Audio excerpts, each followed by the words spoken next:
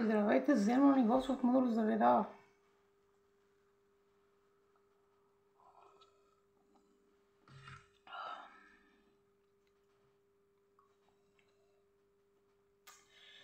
Значи, пичове, искам един поздрав да направя за Марто Черния. Да е жив и здрав и все така пи чая.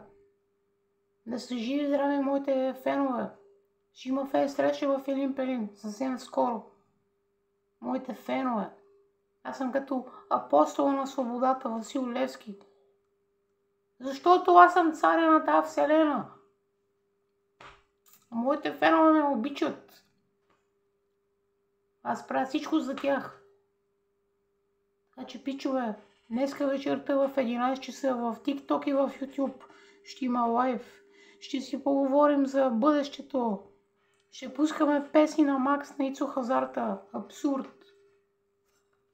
Чао, Господ му заведа.